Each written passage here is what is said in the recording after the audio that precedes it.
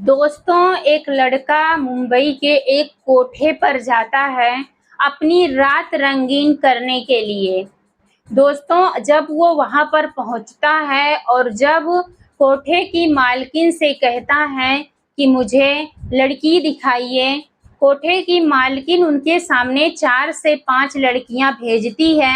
एक-एक करके वो लड़का देखता है और लड़की पसंद नहीं आती है। फिर से वो कहता है कोठे की मालकिन से कि और लड़कियां भेजिए और मुझे देखना है। कोठे की मालकिन सोचे मेरा पैसा नहीं बनेगा, इसीलिए वो फिर से 4-5 लड़कियों को उनके सामने भेजती है। वो सभी लड़कियों को बारी-बारी से देखता है और कहता है कि मुझे कोई भी लड़की पसंद नहीं आई, कोई न्यू आपके पास अगर आई होगी तो उसको भेजो। तो उतने में वो मालकिन कोठे की सोचती है कि चलो लास्ट में ये तान्या बची है तो तान्या को क्यों ना भेज दिया जाए। तान्या नाम की लड़की जो थी दोस्तों, ये तान्या नाम की जो लड़की की कहानी है, तो आपको इस वीडियो में मैं बताऊंगी कि ये तान्या नाम की लड़की कोठे तक कैसे पहुंची। तो वहां पर जो लड़का था वो तान्या के साथ रूम में जाता है, तान्या को पसंद कर लेता है और रूम में जाने के बाद में तान्या उसके सामने जोर-जोर से गिड़गिड़ाने लगती है और रोने लगती है। कहती है, भाई मुझे यहाँ से बचा लो। फिर जो होता है दोस्तों, वो सुन करके आपके भी पैरों तले ज़मीन खिसक जाएँगे दोस्तों। तो चलिए वीडियो की स्टार्टिंग करते हैं। दोस्तों, ये घटना है बेंगलुरु की। बेंगलुरु से एक साहिल नाम का जो व्यक्ति था, वो वहाँ से उसका जो नौकरी थी वो मुंबई में मिल गई थी। बेंगलुरु से मुंबई कंपनी ने उनको भेज दिया था और वो आकर के मुंबई में नौकरी करने लगे थे। अभी साहिल की जो शादी थी उसको महज़ 2 महीना ही हुआ था।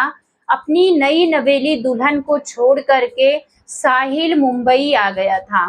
मुंबई में साहिल जॉब करने लगा था और अपने परिवार को बहुत मिस करता था। खास करके अपनी जो नई नवेली दुल्हन होती है उनको बहुत मिस करता था।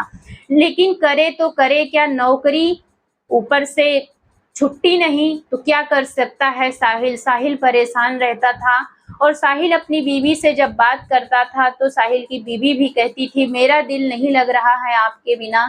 तो दोनों आपस में इसी प्रकार प्रेम भरी बातें करते थे। एक दिन साहिल ने निर्णय लिया कि मैं अपनी पत्नी को बेंगलुरु से मुंबई बुला लूँगा और उसके साथ मैं मुंबई में रहूँगा और मैं मुंबई घुमाऊँगा और अपने शादीशुदा ज़िंदगी को एंजॉय करूँगा। इसीलिए एक दिन उन्होंने अपनी पत्नी का टिकट बनवा देते हैं बेंगलुरु टू मुंबई और मुंबई आने के लिए उनको कहते हैं। यहाँ सिर्फ बेंगलोर तक ही देखी थी, वो कभी मुंबई नहीं आई थी।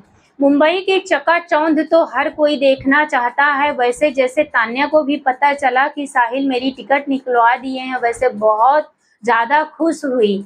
वो डेट भी आ जाता है जिस दिन तान्या का टिकट था बेंगलोर से बेंगलोर टू मुंबई आने के लिए। जब वो पहुंचती है बेंगलुरु के स्टेशन पर, सही समय पर ट्रेन भी आ जाती है और तान्या ट्रेन में सवार हो जाती है। जैसे ही तान्या ट्रेन में सवार होती है, अपने हस्बैंड को फ़ोन करके बहुत खुशी से बताती है कि ट्रेन की सीट मिल गई है और मैं बैठ गई हूँ। अपने सास-ससुर को फ़ोन करती है, अपने माता-पिता को करती है, सभी से ये खुशी ज़ाहिर करती है कि मैं अब ट्रेन में बैठ गई हूँ और मैं अपने हस्बैंड के पास जा रही हूँ। बहुत खुश थी, बहुत सारी सहेलियों को फ़ोन करती है और ट्रेन में बैठते ही ट्रेन अपनी रफ्तार से निकल पड़ती है मुंबई के लिए।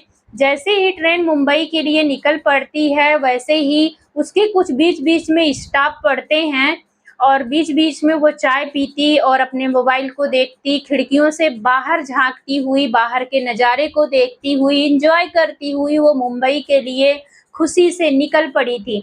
हस्बैंड बीच-बीच में फ़ोन करते रहता था, बातचीत दोनों की होती रहती थी। मैं यहाँ पहुँच गई, वहाँ पहुँच गई, खाना खाया, नाश्ता किया। इस प्रकार से इन दोनों की आपस में बातचीत चलते रहती थी। ट्रेन तकरीबन 800 किलोमीटर दूर तक चल चुकी थी कि उसी ट्रेन के सामने वाली जो सीट थी, वहाँ पर 2 व्यक्ति बैठे हुए दिखते हैं। तो तान्या से वो लोग पूछते हैं कि आप कहाँ जा रही हो? तान्या उनसे कहती है मैं मुंबई जा रही हूँ। वो लोग उनसे कहते हैं कि आपको लगता है आप पहली बार जा रही हो।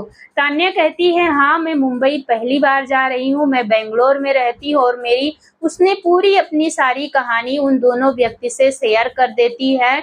और वो कहती है मुंबई के बारे में मुझे कुछ पता नहीं है, लेकिन मैं जाना चाहती हूँ मुंबई, मेरा पति वहाँ जॉब करता है। वो दोनों कहते हैं अच्छी बात है, बहुत अच्छा लगा। बात करने के बाद दोनों चाय स्टेशन पर एक ट्रेन रुक जाती है और ये दोनों चाय लेते हैं और तान्या को भी एक कप चाय देते हैं। तान्या कहती है चाय नहीं पीऊंगी, मैं अभी खाना खाने वाली हूँ। लेकिन उतने में जो है ट्रेन छूट जाती है और चाय का हाथ में ही कप लेकर के ये दोनों व्यक्ति जो सामने की सीट पे बैठे थे, ये बार बार उनसे कहने लगते हैं कि आप चाय पी लीजिए, मैंने तो पी लिया है, चाय ठंडी हो जाएगी या मुझे फेंकना पड़ेगा। तो तान्या उनकी बातों को मान करके चाय लेती है और अपने बैग में रखा हुआ कुछ खाने का नमकीन निकालती है और चाय के साथ वो नमकीन भी खाती है और अपने हस्बैंड को फिर से फ़ोन करती है और कहती है मैंने चाय नाश्ता कर लिया है। उसके थोड़ी देर के बाद में ही तान्या जो है बेहोश होने लगती है। अब ट्रेन जो है मुंबई तकरीबन पहुंचने वाली थी, 150-200 किलोमीटर दूर ही था कि ट्रेन पहुंचने वाली थी। अब तान्या का फ़ोन हस्बैंड लगाता है साहिल, लेकिन तान्या का फ़ोन नहीं लगता। तान्या का हस्बैंड बहुत परेशान हो जाता है और वो सोचता है कि तान्या तो अभी तक बात कर रही थी मुझसे, अभी फ़ोन क्यों नहीं उठा रही है। वो सोचता है ठीक है सो गई होगी, जैसे ही ट्रेन पहुंचेगी मुंबई मैं उसे रिसीव कर लूँगा। वो ट्रेन के स्टेशन पर जाकर के ट्रेन का इंतज़ार करते हुए खड़ा रहता है, लेकिन ट्रेन तो पहुंच जाती है बट तान्या नहीं पहुंचती है। दोस्तों, वो बीच रास्ते में ही तान्या जब बेहोश हो जाती है, उसी टाइम पर वो जो 2 व्यक्ति थे वो तान्या को ट्रेन से उतार लेते हैं। ट्रेन से उतार करके तान्या को लेकर जाते हैं और एक कोठे पर बेच देते हैं। तान्या को कुछ भी होश उस समय नहीं रहता है, तान्या बेहोश रहती है क्योंकि वो चाय में उनको कुछ मिला करके दिए रहते हैं, इसीलिए वो बेहोश हो जाती है। उनको कार में बिठा करके लेकर जाते हैं दोनों लोग और वहाँ पर ले जाकर बेच देते हैं मुंबई के कोठे पर। अब तान्या की ज़िंदगी नरक से भी ज़्यादा बेकार हो जाती है। वहाँ पर तान्या बहुत रोती है, विलखती है, नए कपड़ों में दुल्हन जैसी। अब वो एकदम नई नवेली थी, उसकी नई-नई शादी हुई थी, जो भी ग्राहक आता था उसी को पसंद करता था और जो मालकिन थी कोठे की उससे खूब सारा ग्राहक को देती थी उसके पास रात गुजारने के लिए, रात को रंगीन करने के लिए।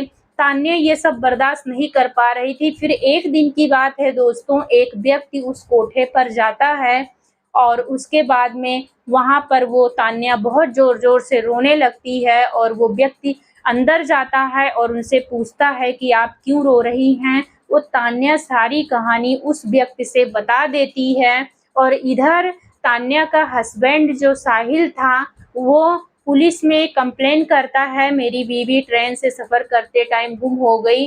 बेंगलुरु की सीसीटीवी कैमरे को पूरा खंगाला जाती है, पुलिस खंगालती है मुंबई के। फिर उसके बाद हर स्टेशन के सब इधर 15 दिन का समय तकरीबन गुजर चुका था और तान्या की ज़िंदगी इधर बदतर करते हुए चली हो जा रही थी। तान्या बहुत ज़्यादा परेशान हो गई थी क्योंकि लोग नए-नए रोज़ आते थे और उसके साथ गलत करते थे। कुछ पता नहीं चल पा रहा था। साहिल बहुत परेशान हो चुका था क्योंकि उनकी नई नवेली दुल्हन गायब हो चुकी थी। जो लड़का उस कोठे पर पहुंचा था, वो लड़का से उसकी बीवी जो साहिल की बीवी तान्या थी, वो कहती है भैया प्लीज़ एक बार मेरे हस्बैंड को फ़ोन लगा दीजिए, मुझे बात करना है उनसे। मैं यहाँ पर अपनी मर्ज़ी से नहीं आई हूँ, यहाँ पर मुझे भेजा गया है, यहाँ पर मुझे बेच दिया गया है कुछ पैसे लेकर के। तो वो लड़का कहता है ठीक है, तुम मुझे अपना भाई मानो, मैं तुम्हें छूऊँगा नहीं, तुम्हारे साथ कुछ भी गलत नहीं करूँगा। तुम परेशान ना हो जाओ, तुम्हारे हस्बैंड का नंबर दे दो, मैं उनको फ़ोन करता हूँ। तान्या के पास कोई फ़ोन नहीं था, उनकी पर्स भी नहीं थी, कुछ भी ऐसा कॉन्टैक्ट नंबर नहीं था। सब जो बेच दिए थे तान्या को, उन लोगों ने, 2 व्यक्ति ने ही सब छीन लिया था और गले का जितना भी ज्वेलरी वगैरह था सब कुछ छीन लिया था, कुछ भी नहीं था। तान्या के पास सिर्फ उनको याद उनके पति का नंबर था। तान्या ने तुरंत अपने पति का नंबर उस व्यक्ति को देती है और वो व्यक्ति फ़ोन लगा देता है। तान्या का हस्बैंड फ़ोन उठाता है और तान्या रोते हुए शब्दों में कहती है, मुझे कोठे पर बेच दिया गया है, प्लीज़ मुझे यहाँ से बचा लो। इतना ही कहती है और इतना कहने के बाद फ़ोन काट देती है। वो लड़का उस महिला को, तान्या को छूता नहीं है और बहन बोल करके जाता है, मैं आपकी मदद करूँगा, मैं आपकी रक्षा करूँगा। आपने मुझे अपना भाई बोला है तो मैं भी आपको अपनी बहन मान लेता हूँ। वो व्यक्ति दिल का बहुत ही अच्छा इंसान था और जैसे ही वो वहाँ से निकल कर के चला जाता है, तान्या बाहर आती है और तान्या के मन में थोड़ा-सा खुशी होने लगती है कि अब मुझे लग रहा है मैं बच जाऊँगी यहाँ से। तान्या का जैसे ही फ़ोन जाता है, हस्बैंड ने पुलिस वाले को खबर दे देते हैं कि इस नंबर से फ़ोन आया है। तान्या बात कर रही थी और बहुत रो रही थी, वो किसी कोठे पर बेच दी गई है। पुलिस जो नंबर से फ़ोन गया था उस नंबर पे वापस फ़ोन करती है और पुलिस कहती है कि आप एक काम करो, उनसे एड्रेस निकलवा लिया है हमने, तुम उस जगह पर जाओ पहले ग्राहक बन के और उसके पीछे हम लोग आएँगे। जैसे ही वो लड़का जो साहिल था वो अब उस कोठे नंबर पर जाता है और जा कर के जो है उस औरत से कहता है जो कोठे की मालकिन थी कि मुझे अब एक नया लड़की दिखाइए जो एकदम नई हो, जो कि मेरे लिए सही हो, मुझे उसके साथ अपनी रातें रंगीन करना है। तो वो कोठे की मालकिन जो है पैसे की ज़्यादा माँग करती है और उसको पता हो गया था कि ये महिला जो है इसकी माँग ज़्यादा लोग कर रहे हैं, तो उसे उसका रेट भी बढ़ा देती है और उसके बाद में भेज देती है अंदर। साहिल जैसे जाता है, साहिल अपनी बीवी को देखता है, साहिल के आँखों में आँसू आ जाता है, रोने लगता है। अब बचाए तो बचाए, निकले तो निकले कैसे लेकर के, इसीलिए तुरंत साहिल अंदर से ही पुलिस को फ़ोन कर देता है और जैसे बात कर रहा होता है तो कोठे की मालकिन को पता चल जाता है कि ये इसका पति है। कोठे की मालकिन तुरंत ही जो है भाग करके आती है और दरवाजे को जो है बाहर से बंद कर देती है और बंद करके जो है इनको अंदर कैद कर देती है। लेकिन पुलिस को तुरंत वो फ़ोन कर चुका था, पुलिस पहुँचती है और दरवाजे को जो है खुलवाती है और इन दोनों को उनके चंगुल से छुड़ा लेती है और इन जो कोठा चलाने वाली महिला थी, उनके पूरे कोठे की जो है बंद करवा देती है। उनके कोठे पर जितनी भी लड़कियाँ थी, सबको वहाँ से छुड़वा देती है। सभी ऐसे ही बेची गई थी, कोई राजस्थान, कोई बिहार, कोई कहीं से बंगाल से ला करके बेच दी गई थी मुंबई के कोठे पर। पुलिस इन लोगों को छुड़ाती है और इन लोगों की आज़ाद की ज़िंदगी वापस दे देती है जैसे वो पहले जीती थी। दोस्तों, इस कहानी को सुनाने का मेरा एक ही मकसद है कि कभी भी आप रास्ते में ट्रैवल करते हो, किसी भी अजनबी इंसान पर आपको भरोसा नहीं करना चाहिए, चाहे वो ट्रेन हो या बस हो या कोई भी ऐसी जगह हो। तो आप ख़ास करके अगर महिला हैं तो आप सभी को, अगर औरत हैं, लड़की हैं, तो किसी पर आपको यकीन नहीं कर लेना चाहिए, क्योंकि यकीन करने से लोग कि आप बातों से उनके नेचर के बारे में नहीं समझ सकते हो वो कैसा इंसान है। इसीलिए किसी की दी हुई चीज़ को भी बिल्कुल खाना नहीं चाहिए। स्वस्थ रहें और सतर्क रहें दोस्तों, अपना ख्याल रखें। शुभ रात्रि आप सभी को।